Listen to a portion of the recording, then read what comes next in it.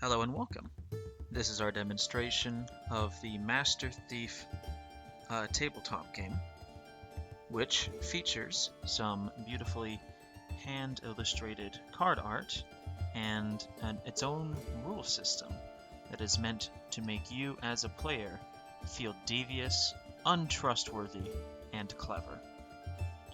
There are two major classifications of cards, ones that come in the Shackle deck, which only features the Shackle cards, and ones that come in the main deck, which features treasure cards, the resources and how you win the game, luck cards, which are positive effects that you give to players, and trap cards, which are negative effects you can give to players.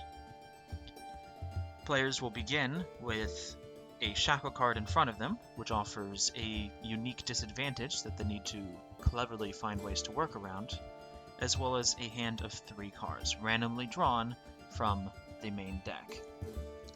When you take these cards together, and you have them in your hand, play begins simply like thus. Here, we will use a digital platform called Roll20 to simulate the experience of playing a tabletop game such as Master Thief. Of course, because of COVID-19, we can't play it in person, so this is the next best thing. We will play using a 3-player game, which is the bare minimum for simplicity's sake.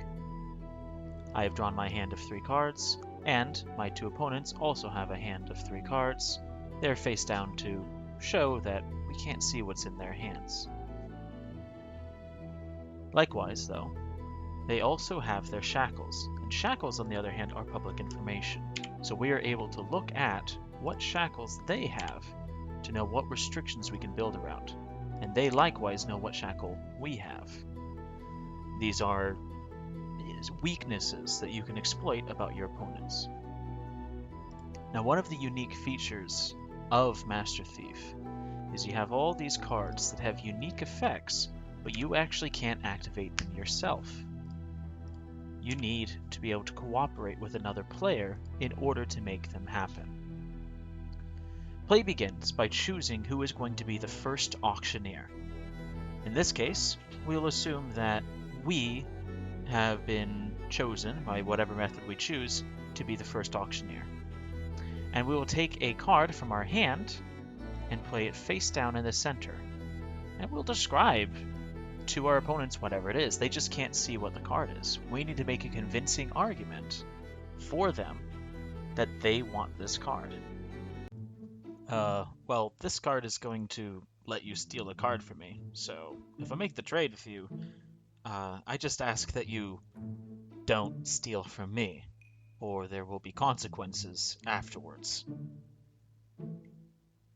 And in response, our opponents are going to place their bids. They are also going to place cards that they think either are good deals, or they might be trying to trick us. The card I'm giving you will give you eternal life. Oh yeah? Well, the card I'm giving you will do your taxes for you. Well, I guess that's a really obvious choice. We'll go for that one. Now, this is fairly early in the game, so what we actually choose might be trivial, but the core of the game has everything to do with trying to make deals with your opponents and temporary alliances and sabotage their plans. We choose which player that we are going to make a deal with, and the cards that are involved in the transaction, the auctioneer and the person who they choose, are flipped over. The card that we receive from the other player is immediately activated. In this case, we get to give a player of our choice an extra shackle.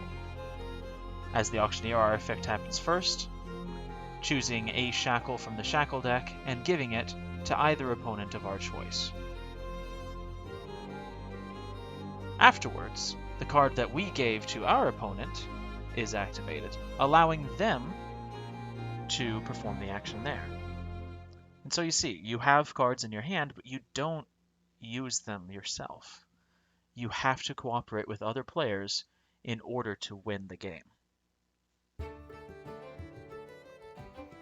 At the end of every round, Every player draws a card, and the next player becomes the next auctioneer.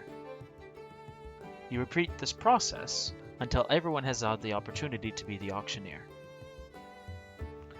That is 1 round of play.